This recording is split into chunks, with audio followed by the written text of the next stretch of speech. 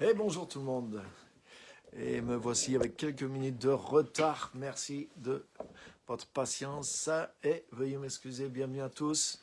Bienvenue à tous ceux qui arrivent sur ce direct.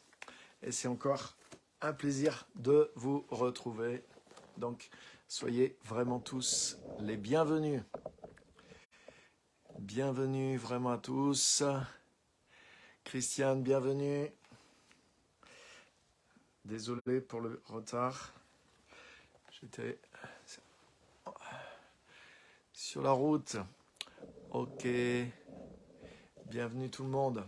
Super, donc on va continuer sur cette série qui s'appelle Jamais sans la grâce. Et on va aller plus loin dans la grâce de Dieu. On a vu déjà que la grâce, c'est la nature de Dieu.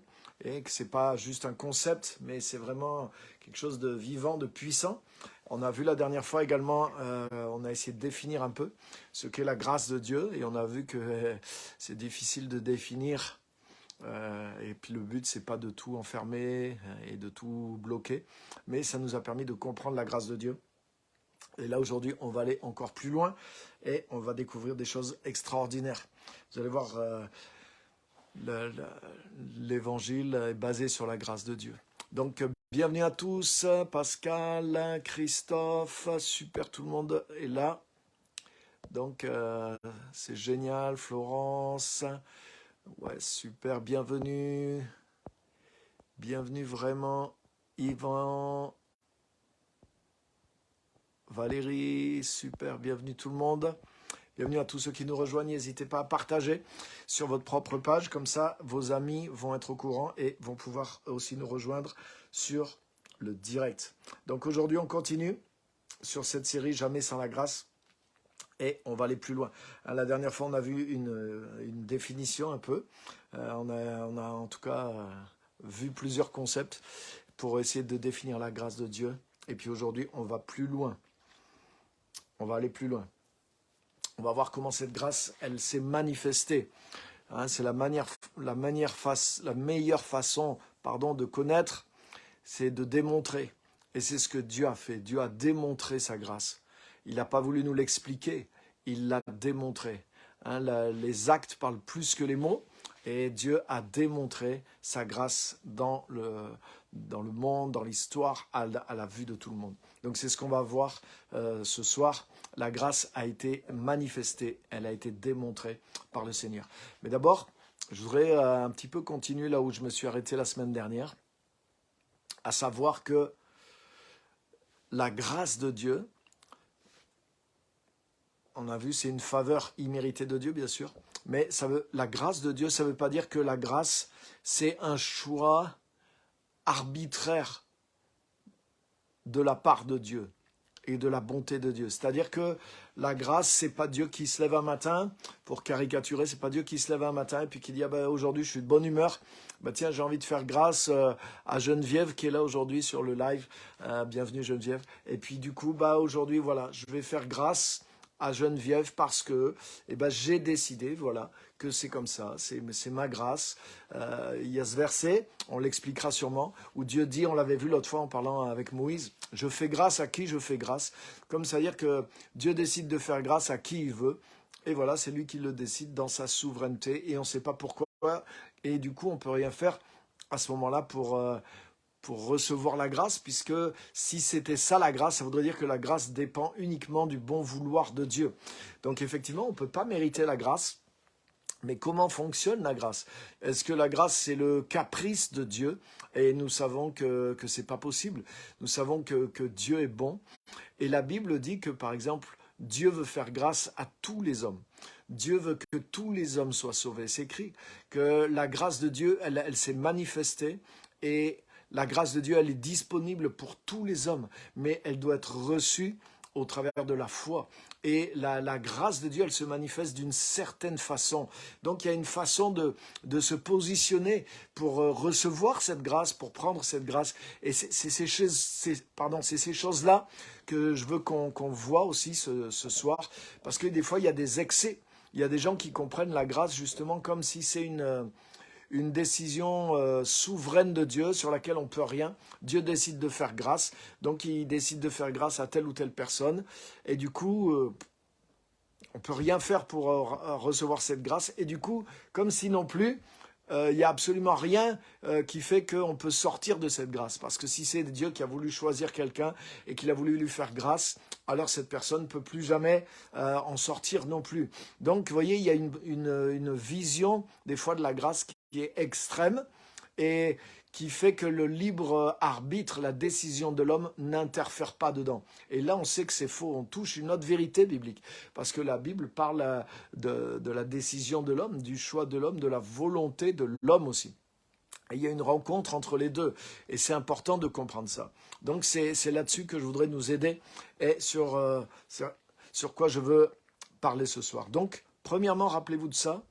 La grâce de Dieu, c'est pas une manifestation, une décision arbitraire de Dieu, sans raison, voilà, liée au bon vouloir de Dieu, à son caprice, et hop, ping, il décide de faire grâce à quelqu'un et ça tombe sur lui.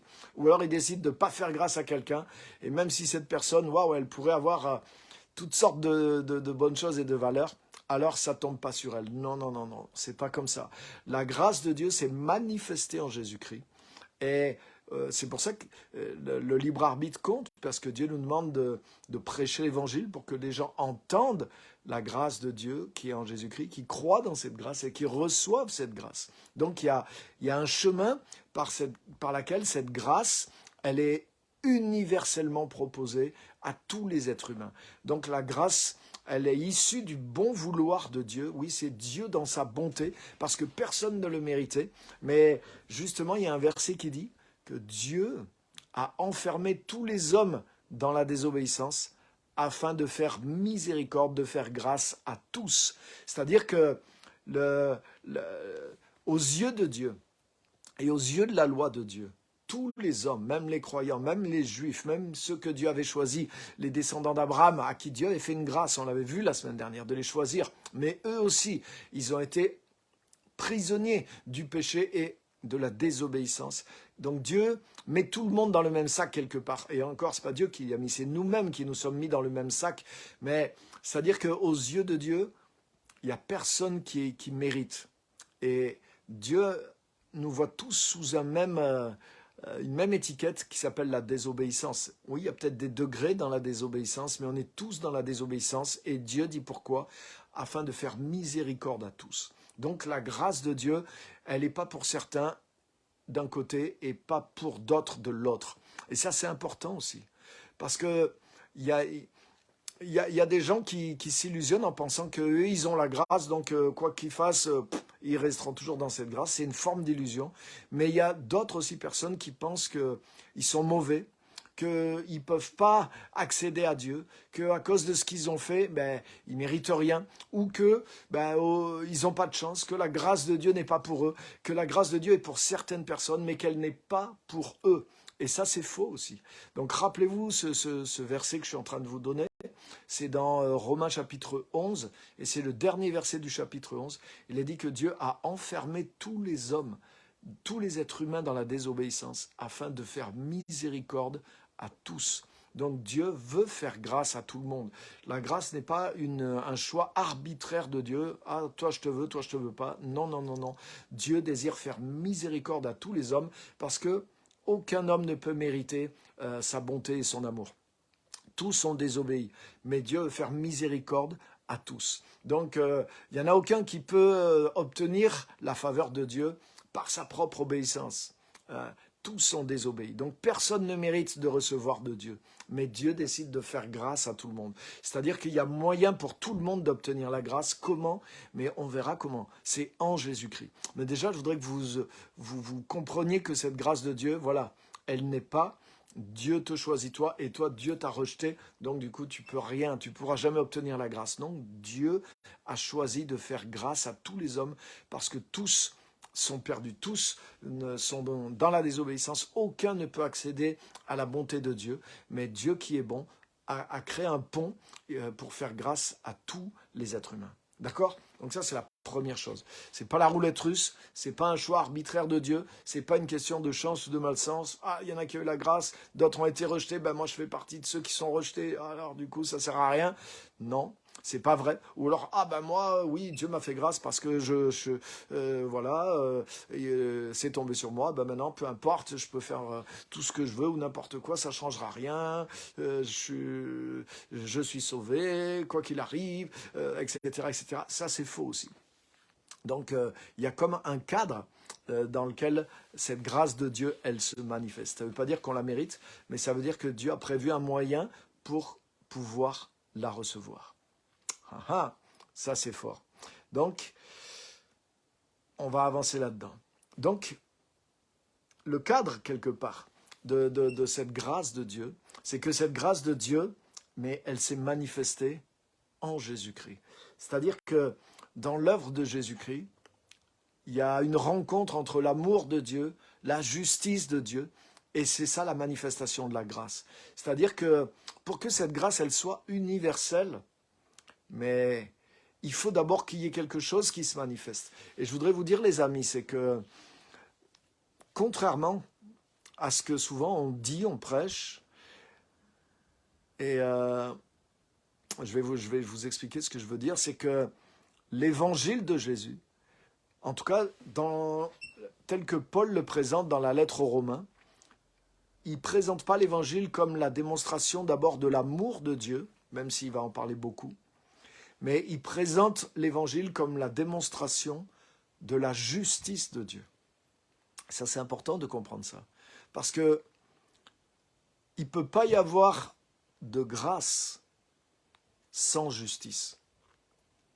Si Dieu se mettait à faire grâce à tous les hommes, alors que tous sont péchés, alors que tous sont coupables, mais ça serait contraire à toute la justice. Ça serait contraire à tout ce que Dieu a toujours dit, à tout ce que Dieu a toujours fait. Ça serait la porte ouverte à l'impunité la plus totale. Et c'est ce qu'il y en a qui pensent. Et c'est ce qu'on reprochait à Paul. Il dit, mais alors c'est trop facile cette histoire de grâce. Alors on n'a qu'à faire le mal, et puis comme ça Dieu nous fera grâce. Alors on n'a qu'à pécher, et puis Dieu nous fera grâce et miséricorde. Vous connaissez ces choses-là, parce que quand on prêche la grâce, mais c'est cette réaction qu'il y a. Mais ce qu'il faut savoir, c'est que avant de nous révéler la grâce qui s'est manifestée en Jésus, ce que Paul fait dans la lettre aux Romains, je vous encourage à lire avec attention les 8 premiers chapitres en particulier de la lettre aux Romains, et vous allez comprendre ce que c'est la grâce, que c'est l'œuvre de Jésus-Christ. Mais avant de parler vraiment de comment cette grâce, elle se manifeste et les effets qu'elle a, mais Paul révèle d'abord la justice de Dieu. Et il dit au chapitre 1er que l'évangile, c'est la révélation de la justice de Dieu. Et c'est pour ça que cet évangile peut nous sauver. Amen. Et je vais m'expliquer. Parce que si Dieu faisait grâce comme ça à tout le monde, alors que tout le monde est coupable, mais ça serait une injustice totale. Et c'est ce qui révolte les gens. Quand on dit, mais le pire des pécheurs peut être sauvé. Des fois, on prend des cas extrêmes, telle personne qui a commis des choses horribles, mais s'il se repent, s'il vient à Jésus, il peut être sauvé. Et bien sûr, c'est choquant, et tout le monde va dire, c'est injuste. Oui, c'est injuste. Et la grâce, c'est une forme d'injustice, parce que ça veut dire que Dieu décide de ne pas tenir compte. C'est écrit dans la Bible. Une des manifestations de la grâce, c'est que Dieu ne tient pas compte de nos offenses, mais qui nous traite comme si nous avions fait ce qui est juste. Mais comment Dieu peut faire ça alors que Dieu est juste? Mais justement, c'est parce qu'il y a d'abord la justice de Dieu qui se manifeste. Pour que la grâce se manifeste, rappelez-vous de ça. La grâce de Dieu, elle se manifeste dans un cadre, et ce cadre, c'est le salut qui est en Jésus-Christ. Dieu, je l'ai dit tout à l'heure, a enfermé tous les hommes dans la désobéissance pour faire grâce à tous. Dieu désire faire grâce à tout le monde. Mais est-ce que Dieu va être injuste à ce point-là? Non. Pourquoi? Parce que cette grâce, elle s'exerce, elle s'est manifestée dans un cadre qui est en Jésus. Et en Jésus, ce n'est pas d'abord la grâce qui se manifeste, mais c'est d'abord la justice. Et comment la justice, elle se manifeste en Jésus? Parce que Jésus lui-même paye pour nos péchés. La première manifestation de ce cadre dans lequel la grâce va opérer, c'est d'abord la justice. C'est-à-dire que d'abord, Dieu commence par faire justice. Dieu a frappé le péché. Dieu a puni le péché. Dieu a détruit le péché. Dieu a été extrêmement sévère envers toutes les fautes, tous les péchés de l'humanité. Mais dans son amour, afin de faire grâce, il n'a pas frappé les pécheurs, mais il a choisi de frapper le péché. Dieu à séparer le péché du pécheur. Et ça, c'est merveilleux. Et c'est comme ça qu'on est sauvé. Et qu'est-ce que Dieu a fait? Dieu a pris la puissance du péché. Dieu a pris la culpabilité de tous les péchés, de toute l'humanité. Il les a cumulés dans la personne de Jésus, son propre Fils.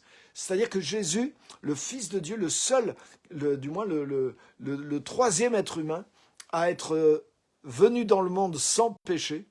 Vous allez me dire qui sont les deux premiers? Voilà, vous savez qui c'est, vous allez trouver. C'est Adam et Ève. Ils sont nés sans péché. Ils ont été créés purs à l'image de Dieu. Ils sont devenus pécheurs en péchant, mais ils étaient créés purs sans péché. Mais à part eux, le troisième être humain qui est venu sur terre, le seul qui est venu sans péché, c'est Jésus, le Fils de Dieu. Et c'est pour ça qu'il est né d'une femme qui était vierge. Il n'a pas hérité le péché par la lignée d'un homme. Donc, c'est énorme tout ça. Donc Jésus-Christ est venu, lui qui était parfait, qui était sans péché. Mais c'est lui que Dieu avait choisi. Il est venu dans le monde et il a porté nos péchés. Non seulement il a porté la culpabilité de nos actes, mais plus que ça, il est devenu le péché. Et lorsqu'il est devenu le péché et qu'il a porté la culpabilité de tous nos actes, le jugement de Dieu est tombé sur lui. Et il a été frappé et il est mort à la croix comme un criminel. Il a été mis au rang des criminels et il est mort en criminel, en souffrant sur une croix. Tout le monde sait que Jésus est mort sur une croix, mais beaucoup pensent que c'est juste une injustice humaine. Non, c'est une injustice voulue par Dieu pour nous faire grâce. La mort de Jésus n'est pas le résultat d'une injustice humaine, comme c'est souvent le cas, où c'est des gens qui sont justes ou qui sont bons ou qui veulent le bien de l'humanité, qui des fois ils sont persécutés, on les tue et on les reconnaît souvent des siècles après, ça arrive souvent, ce genre d'injustice humaine. Mais Jésus n'a pas été seulement victime d'une injustice humaine, il a été victime volontaire, il s'est offert en sacrifice.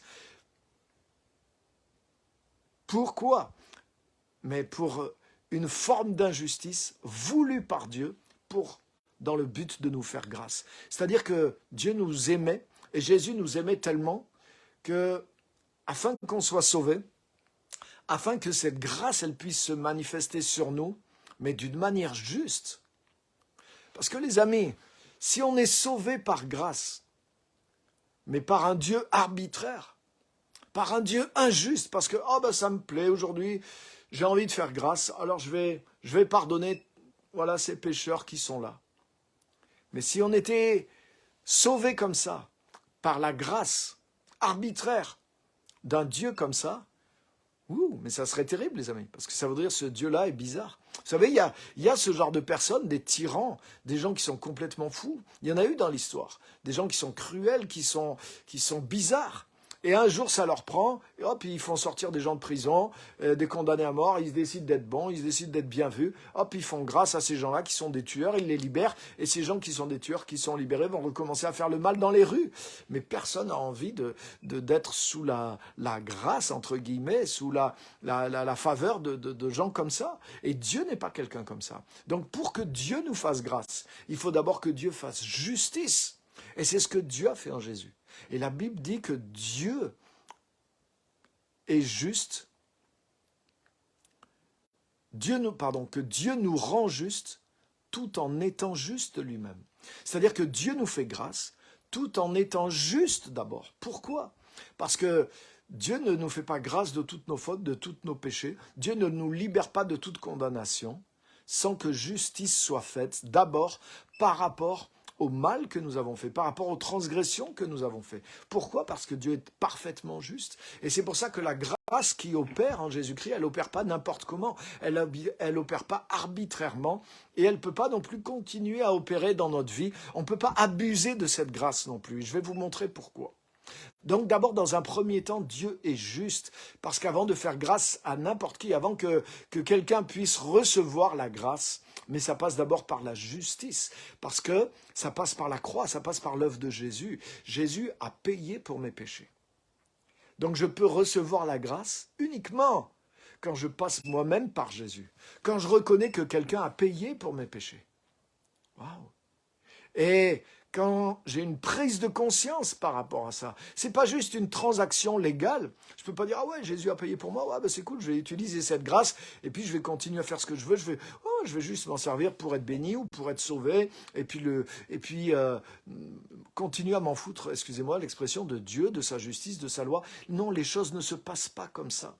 Parce que comme on l'a vu dans les fois précédentes, la grâce, c'est pas juste une théorie. C'est pas un papier, c'est pas une transaction légale avec laquelle Dieu a décidé de faire comme ça. Moi je vais prendre la grâce et puis je vais combiner et comme ça je vais réussir à tirer mon truc et en même temps hop. Et non, tu peux pas abuser de la grâce parce que la grâce c'est la nature de Dieu. La grâce c'est par révélation, c'est quelque chose de vivant, c'est quelque chose dont tu prends conscience. Tu prends d'abord conscience, le Saint-Esprit t'aide à prendre conscience que tu es pécheur. Et quand tu prends conscience que tu es pécheur, tu es conscient que tu mérites la condamnation.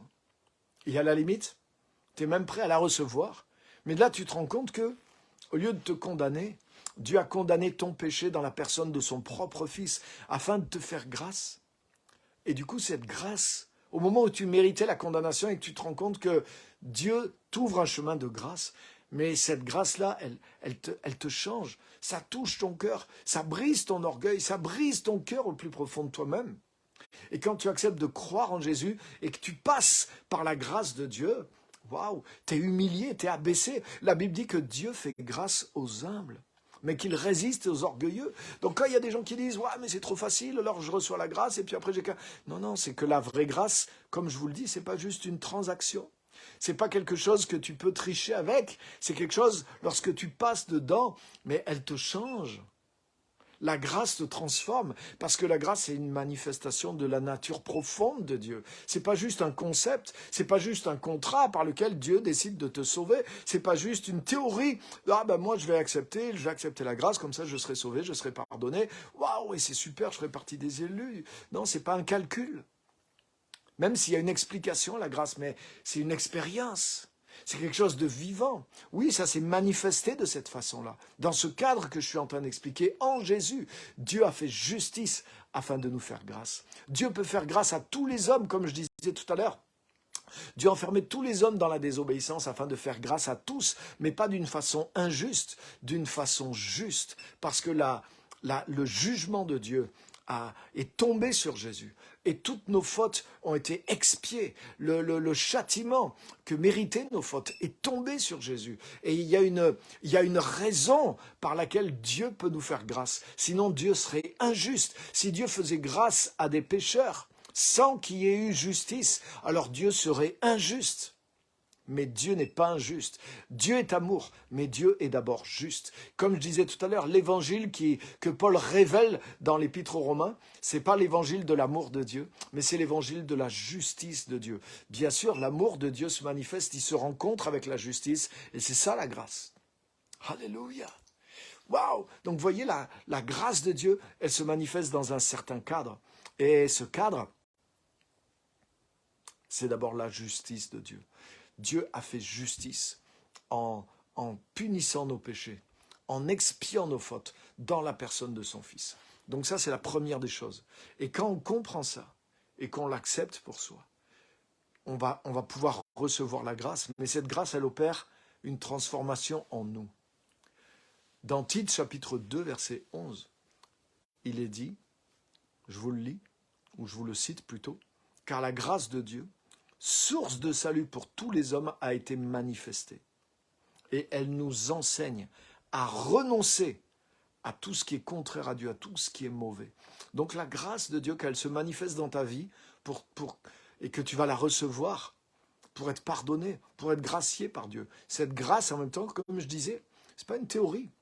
C'est pas juste une idée, c'est pas un contrat, mais elle est vivante, elle t'enseigne, et elle nous enseigne à renoncer à tout ce qui est contraire à Dieu, tout ce qui est injuste, tout ce qui est mal. Donc, cette grâce, elle nous change. Et on rentre dans le salut et on rentre dans la grâce de Dieu en se débarrassant du mal, en commençant à avoir la haine de tout ce qui est mal, en regrettant le mal qu'on a fait. On reçoit le pardon, mais on est dans la repentance. On passe par la repentance. On ne peut pas recevoir la grâce sans être en même temps, sans passer par la repentance. Donc il y a un changement dans notre cœur. On vomit notre passé, on vomit ce qui est injuste. On a la haine du mal. Et il y a une transformation que la grâce opère en nous. Et elle continue. Et elle nous enseigne à rejeter toute forme de mal. Et c'est là que le miracle se produit. Vous voyez?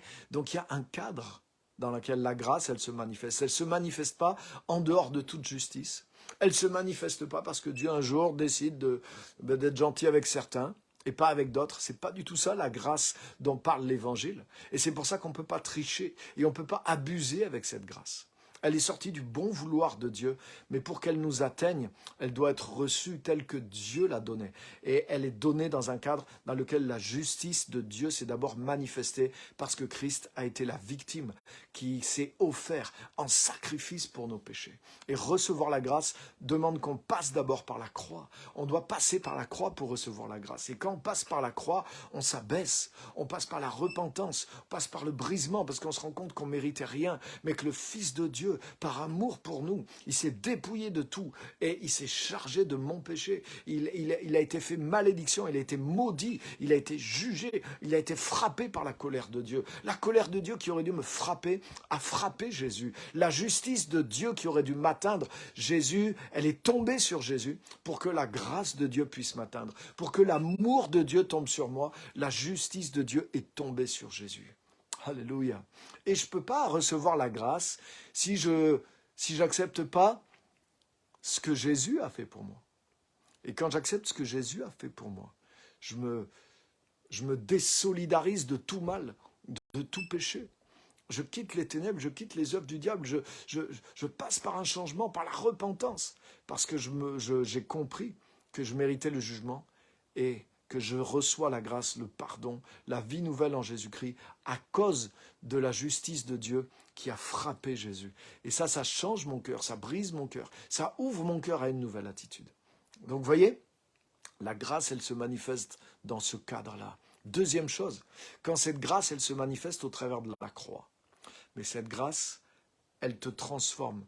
Il y a une nouvelle nature qui vient en toi par le Saint-Esprit, qui fait que tu veux plus faire le mal, mais que tu deviens comme, j'exagère un peu l'expression, ne vous choquez pas, tu deviens comme possédé par le bien. Le Saint-Esprit, il allume en toi une passion pour Dieu, une connaissance de Dieu. Tu deviens comme allumé, tu deviens comme possédé pour le bien, possédé pour la parole, possédé pour les choses de Dieu. Il y a tu es animé par le bien. Autant avant, tu pouvais être animé par des choses mauvaises, des mauvaises tendances. Mais là, tu es possédé par une nouvelle tendance. Le Saint-Esprit crée une nouvelle tendance en toi qui te pousse vers Dieu, à l'aimer, à le servir, à faire le bien, à le connaître, à chercher la gloire de Dieu et à te débarrasser de tout ce qui est mauvais, tout ce qui t'éloigne de Dieu. Tu t'en éloignes. Et c'est pas que, il n'y a pas une interdiction qui est tombée sur toi, mais il y a une passion qui est tombée sur toi parce que tu as une nouvelle nature qui t'ouvre sur les choses que tu ne connaissais pas. Et ces choses sont tellement merveilleuses, elles t'attirent tellement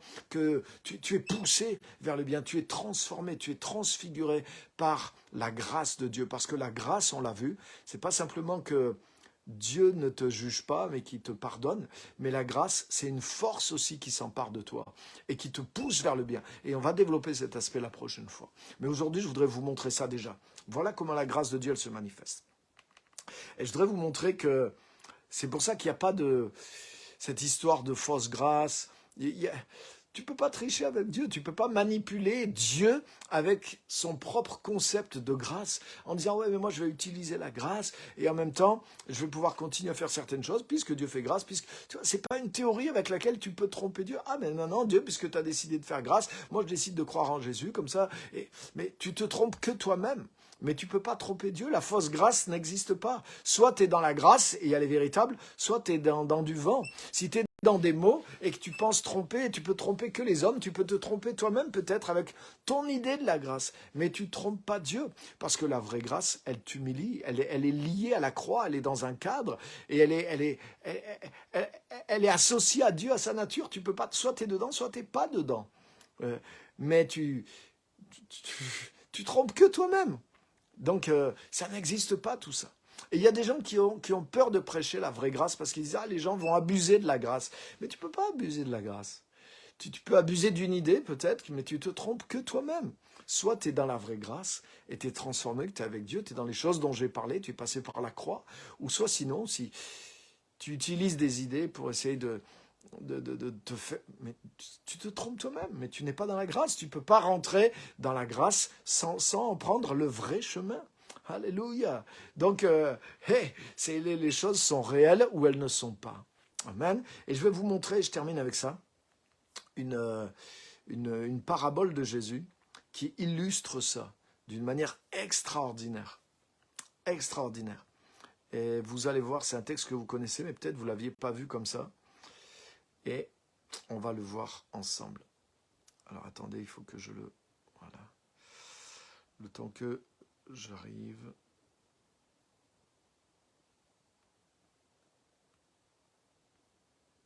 Voilà, c'est dans l'Évangile.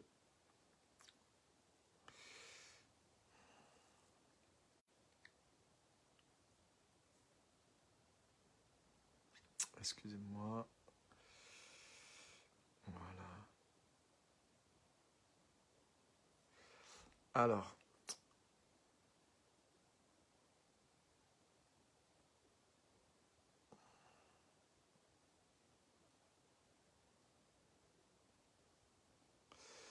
Matthieu chapitre 22. Voilà, ça y est, j'y suis. Matthieu chapitre 22.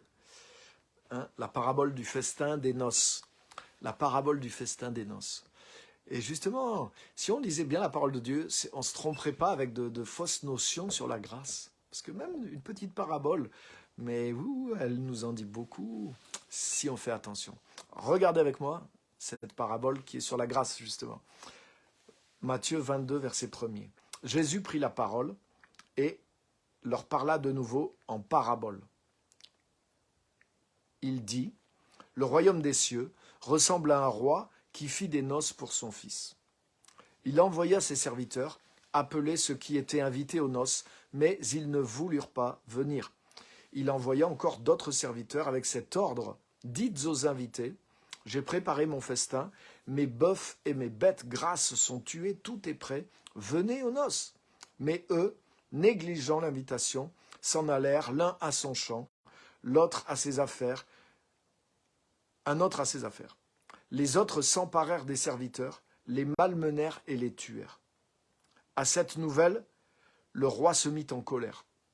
Il envoya ses troupes, fit mourir ses meurtriers et brûla leur ville. Alors il dit à ses serviteurs, « Les noces sont prêtes, mais les invités n'en étaient pas dignes. Allez donc dans les carrefours et invitez aux noces ceux que vous trouverez. » Ses serviteurs s'en allèrent sur les routes, et ils rassemblèrent tous ceux qu'ils trouvèrent, mauvais et bons, et la salle fut remplie d'invités. Le roi entra pour les voir, et il aperçut là un homme qui n'avait pas mis d'habit de noces. Il lui dit, « Mon ami, comment as-tu pu entrer ici ?» Cet homme resta la bouche fermée. Alors le roi dit aux serviteurs, « Attachez-lui les pieds et les mains, et amenez-le et jetez-le dans les ténèbres extérieures, où il y aura des pleurs et des grincements dedans. En effet, beaucoup sont invités, mais peu sont choisis. » Et waouh! Donc il y a des choses, je ne peux pas tout expliquer la parabole, mais je veux juste vous montrer quelques points qu'elle enseigne sur la grâce.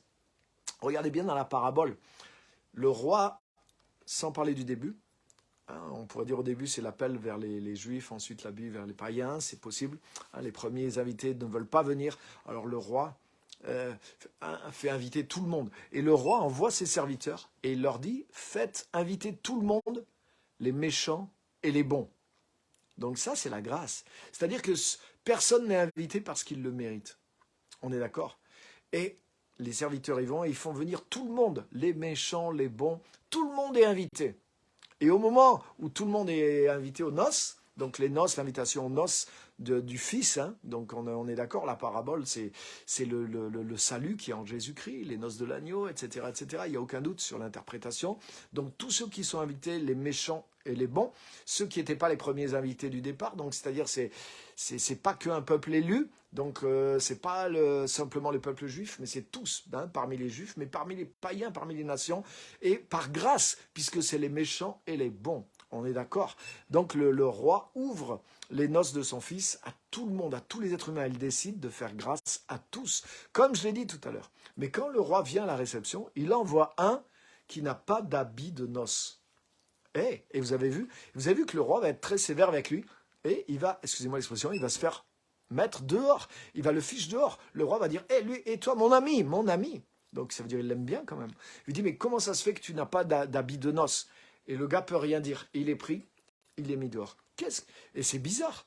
Pourtant, si c'est par grâce, pourtant s'il y a des méchants et des bons, pourquoi lui, il est mis dehors? Est-ce qu'il est plus méchant que les autres? Non, il n'est pas plus méchant que les autres. Le seul problème, c'est quoi? Il ne s'est pas revêtu de l'habit qui avait été donné aux invités. Et ça, c'est quoi? C'est l'image de la véritable grâce, les amis. C'est-à-dire qu'on ne peut pas dire, ah ouais, moi j'ai eu la théorie de l'invitation, j'ai compris, et je vais essayer d'abuser de l'évangile, je vais essayer de rentrer aux noces, mais sans avoir revêtu la grâce. C'est pas possible. Et si jamais c'était possible, tu te ferais mettre dehors. Voyez, dans cette parabole, il y a quelque chose de puissant, les amis. C'est que la grâce de Dieu, on ne peut pas dire, ah oui, mais j'ai vu le message, tu invites tout le monde est invité, donc Seigneur, mais voici, moi, je veux aller dans le ciel, je veux aller aux noces de l'agneau, je veux exercer les dons spirituels, je veux servir le Seigneur, je veux abuser de la grâce, mais je ne suis pas transformé, je n'ai pas reçu la croix, je n'ai pas vraiment été transformé, mais comme je sais que tout le monde peut venir, je vais essayer quand même de m'incruster dans la grâce de Dieu. Tu ne peux pas t'incruster dans la grâce de Dieu si tu ne l'as pas revêtue. Et c'est ça la grâce. C'est-à-dire que personne ne la mérite, mais il faut quand même la revêtir. Il faut quand même porter la grâce. Ça veut dire il faut être transformé. Il faut être passé dans la grâce. Il faut que la grâce, elle ait agi en toi, qu'elle soit visible en toi, que tu la portes, que tu aies l'humilité et que tu continues de la porter, qu'elle te transforme. La grâce, c'est pas juste « Ah, j'ai un papier qui me permettra d'aller au ciel un jour ». Non, la grâce, c'est une vérité vivante dans laquelle tu dois vivre, évoluer, qui te transforme et que tu dois porter et qui doit te transformer. Donc, hey, je ne mérite pas la grâce, mais il faut que je porte la grâce. Ils étaient tous invités au festin des noces de l'agneau. Tout était prêt. Donc, ce n'est pas une grâce pour l'avenir, c'est une grâce pour le présent. Venez, car tout est déjà prêt. Les bienfaits du Messie sont présents. La grâce de Dieu, elle opère maintenant. Elle nous transforme, elle nous amène dans des choses extraordinaires maintenant. Mais cette grâce, il faut la pénétrer. Il faut venir à la croix. Il faut la recevoir. Il faut passer dans ce cadre qu'est la grâce. Donc, ce n'est pas une décision arbitraire de Dieu. Bah, lui, je le choisis, l'autre, je le rejette. Et ce n'est pas non plus quelque chose dont on peut abuser par théorie. Ah moi j'ai qu'à dire que je la prends, puisque Dieu a dit c'est pour tout le monde, moi je décide de la prendre, et puis hop, je vais quand même continuer à faire mon truc. Non, soit si tu reçois la vraie grâce, mais tu vas la porter, elle va te transformer, tu passes par la croix, tu es humilié, tu es dépouillé du vieil homme, et tu vas revêtir l'homme nouveau. Ça, c'est la vraie grâce. Si la vraie grâce opère en toi, elle se voit à l'intérieur de toi, elle se voit sur toi, dans le monde spirituel. Soit tu as la grâce, soit tu ne l'as pas, soit tu l'as acceptée, tu l'as revêtue par la foi, tu es passé par Christ, et tu portes la grâce, tu vis cette grâce, et là, on te reconnaît dans la salle de noces. Dieu te reconnaît pour un des siens dans la salle de noces. Donc il y a des méchants dans la salle des noces. Ils sont rentrés méchants, mais la grâce de Dieu les a transformés. Et maintenant, il y a un caractère de douceur, de bonté, et même le pire est transformé parce qu'il porte le vêtement de la grâce. Jésus-Christ a porté le vêtement du péché pour qu'on porte le vêtement de sa grâce. Jésus-Christ a été fait péché pour qu'on devienne en lui justice de Dieu. C'est pas une théorie, c'est pas juste sur le papier, mais c'est sur nos cœurs, c'est dans nos vies. Il y a une transformation, la grâce est vivante et elle est puissante, elle est agissante. Et elle opère une transformation sur ceux qui la portent. Tu peux pas porter si tu portes une fausse grâce, elle fait rien du tout sur toi. Et du coup, mais t'as pas de vêtements sur toi. Peut-être tu peux passer pour un chrétien à l'église parce que tu dis alléluia, gloire à Dieu, mais devant le Seigneur quand il te voit, il dit mais t'as pas de vêtements toi sur toi. Et dehors. Donc tu n'es pas dans la réalité de la grâce si tu n'es pas réellement passé par le cadre de la grâce qui est la foi en Jésus-Christ, la croix, la repentance, la nouvelle naissance, la transformation qui opère en toi. Donc Dieu fait grâce à tous. Tout est là, tout est préparé d'avance. C'est gratuit, c'est par grâce. Amen, c'est pour tous, amen, mais il faut rentrer par la porte et il faut recevoir cette grâce et il faut laisser cette grâce agir sur soi. Il faut la recevoir par la foi, par Jésus-Christ, la laisser opérer et continuer de marcher dans cette grâce et même grandir dans cette grâce. Je ne peut pas quitter cette grâce et en même temps être dans la grâce. Donc c'est impossible de se sauver soi-même, on peut être sauvé par grâce, mais c'est impossible d'abuser de la grâce de Dieu, parce que sinon, je n'en porte pas le vêtement. Waouh! Donc voilà ce que je voulais partager avec vous ce soir. Et vous voyez, ça rajoute quelque chose sur ce que c'est vraiment la grâce de Dieu, mais aussi comment elle se manifeste et comment on doit la recevoir dans notre vie. Donc je ne fais pas plus long et je vais lire et regarder vos commentaires, répondre à vos commentaires, à vos questions éventuelles, etc. Merci à tous d'être là et à tous ceux qui nous ont rejoints, que je n'ai pas eu le temps de saluer au tout début. Hein, donc soyez les bienvenus au milieu de ce live. Donc allez-y, posez vos questions, intervenez dans le chat, dans les commentaires. Et comme ça, vous pouvez, on va interagir avec vos remarques. Donc je regarde un petit peu qu'est-ce que vous avez marqué.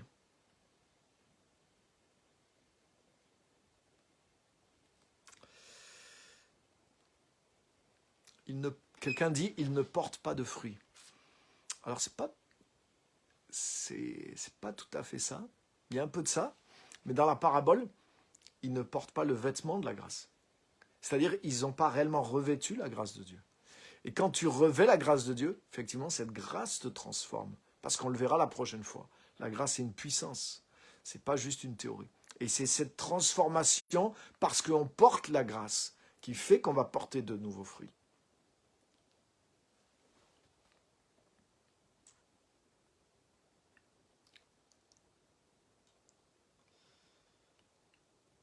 Parce qu'il y a des gens qui ont la religiosité et qui portent certains fruits. Ils se forcent, ils ont une moralité chrétienne, ou ils essayent en tout cas. Mais c'est par la nature humaine, c'est les fruits de la nature humaine. Mais c'est pas ça. Ça, c'est les bons. Tu as vu? Dans la dernière parabole que j'ai citée, il y a des bons et des méchants. Donc il y a des bons, ils sont capables de faire du bien. Donc maintenant je suis chrétien, je vais faire du bien. Mais c'est pas ça le vêtement de la grâce. Donc je ne dis pas qu'il ne faut pas faire du bien. Mais le vêtement que Dieu veut voir dans la salle, c'est est-ce qu'il y a ma nature? Est-ce qu'il y a mon pardon? Est-ce qu'il y a ma capacité? Et c'est à partir de la capacité de la grâce que les fruits que je vais faire vont être différents. Mais la première chose que Dieu voit dans la parabole en question, ce n'est pas d'abord les fruits, c'est d'abord est-ce qu'on porte le vêtement de la grâce. Ça veut dire que cette grâce, elle n'est pas théorique, elle doit être reçue et elle doit faire partie de notre vie, en tant que nature aussi, en tant que capacité. C'est une capacité, on le verra ça la prochaine fois. Merci pour le manteau de la délivrance, amen, le manteau de la grâce. Merci pour l'explication, ok, super. Trop vrai, amen.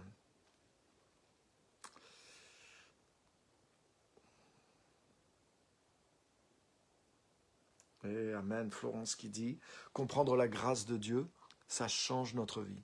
Et c'est tellement vrai. Et puis pour continuer de marcher avec le Seigneur. Parce qu'il y a des chrétiens, ils comprennent qu'ils ont besoin de la grâce comme pour juste rentrer dans le salut. Parce qu'ils sont pécheurs, on leur a expliqué tellement cette vue-là. Je suis sale, j'ai besoin d'être lavé, donc là j'ai besoin de la grâce. Mais ensuite, une fois que je suis lavé, waouh, ils ont l'impression que maintenant tout repose sur eux. Non, non, non. C'est la même grâce de Dieu qui nous fait rentrer, dans laquelle on doit marcher, dans laquelle on doit grandir dans la grâce. On ne doit pas juste commencer par la grâce et continuer par nous-mêmes. Non, c'est entièrement dans la grâce de Dieu. Donc on sera dépendant de la grâce de Dieu en tant qu'enfant de Dieu jusqu'à la fin. Donc ça ne veut pas dire ah ouais, je vais toujours être dans le péché alors et je vais avoir toujours besoin de la grâce. Non, c'est pas ça du tout. C'est pas ça du tout. On va découvrir. Justement, la grâce de Dieu, c'est une nouvelle nature. Et c'est ce qui nous amène beaucoup plus loin. Donc merci à tous pour vos commentaires. Et la grâce de Dieu change notre vie complètement, du début jusqu'à la fin. En tant que chrétien, moi ça fait quelques années que je suis chrétien et que je suis pasteur, mais la grâce de Dieu continue de se révéler dans ma vie. Et je continue de grandir et de m'approprier cette grâce. C'est comme si ce vêtement, waouh, il s'épaissit au fur et à mesure que je marche. Parce que la grâce de Dieu est toujours nécessaire et on grandit dans la grâce. Hein. Jean parle de ça et grâce sur grâce. Nous grandissons grâce sur grâce. Ça ne veut pas dire qu'on continue à faire de plus en plus de bêtises et qu'on a besoin de plus en plus de grâce. Ce n'est pas du tout ça. Ça, c'est juste parce qu'on voit la grâce que comme la rémission de nos fautes. Mais ce n'est pas que ça, la grâce de Dieu. Ça, c'est une partie, une petite partie de la grâce. Hein, et c'est ce qu'on va découvrir. C'est pour ça que je fais ce live, pour agrandir cette notion petite de la grâce. Et j'avais commencé à réécouter les messages d'avant sur la grâce qui est la nature de Dieu, par exemple. Hein, et vous allez, on va élargir notre concept. Merci pour le commentaire. La grâce de Dieu change notre vie.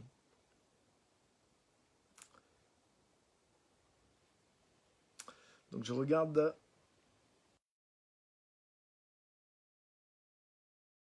commentaires, à poser des questions.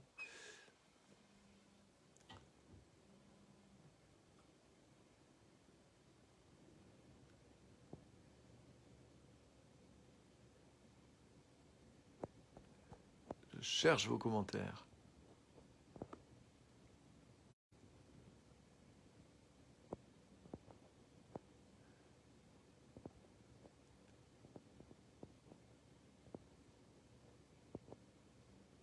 Ah,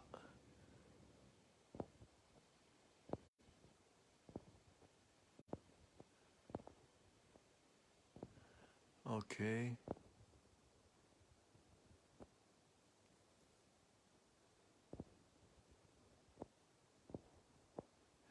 Ouais, il a donné à tout le monde pareil, quelqu'un a dit. Ouais, c'est ça la grâce. La différence, c'est comment on reçoit.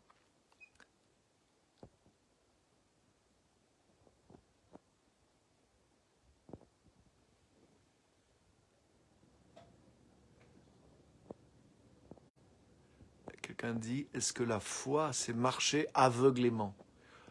Alors non, la foi, au contraire, la foi, c'est comme voir l'invisible. Puisque Paul dit, nous marchons par la foi, non par la vue. Donc c'est marcher avec un autre sens que la vue. Donc c'est pas marcher aveuglément, c'est marcher en ayant conscience des réalités invisibles grâce à la foi. Donc c'est être capable de pouvoir prendre des décisions parce qu'on a d'autres données qu'on ne peut pas avoir par l'intelligence ou par la vue. Donc c'est pas marcher par la vue, mais c'est pas marcher aveuglément. C'est marcher en ayant la connaissance de réalité qu'on ne peut pas connaître autrement que par la foi. C'est ça. Amen. Il n'y a donc maintenant aucune condamnation pour ceux qui sont en Jésus-Christ. Amen. Ça fait partie des choses qui sont dans la grâce de Dieu, justement. Ok, super. Merci pour vos commentaires. Ok. Nous sommes de nouveau. Amen.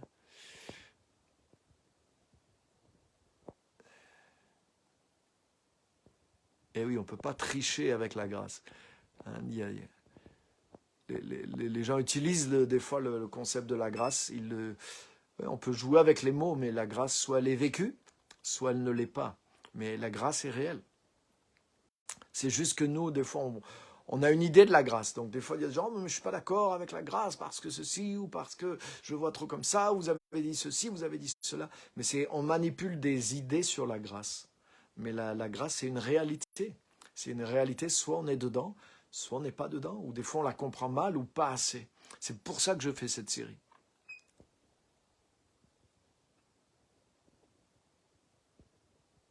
Ouais.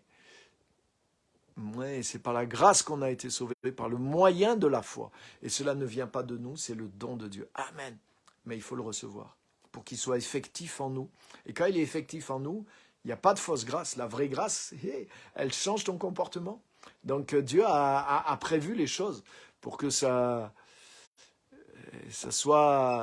que ça reste dans la droiture et dans la justice. Ok, merci pour vos commentaires. Je continue de regarder. Amen. Ok. La grâce donne un nouveau sens à notre vie, absolument. Absolument. J'arrive en retard, mieux vaut tard que jamais. Et en tout cas, de toute façon, sur la page, ça reste toujours. Et vous pouvez reprendre la série depuis le début. Même les anciennes séries, elles y sont. Et ensuite, elles vont aller sur ma page aussi YouTube, par série, par thème, dans les playlists. Donc vous pouvez retrouver et réapprofondir tout ça pour vous l'approprier. Donc merci à tous, merci pour tous vos commentaires. Voilà, on est dans le timing, et donc je ne fais pas plus long. Et merci d'avoir participé. Donc vous pouvez être là tous les jeudis à 18h30. Vous voyez comment ça se passe. Vous mettez des commentaires, vous pouvez poser des questions, on interagit ensemble et on avance sur la thématique. Donc merci d'avoir été là. N'hésitez pas à le partager. Que Dieu vous bénisse tous et chaque semaine à 18h30 sur ce canal. Merci. Dieu vous bénisse. À bientôt.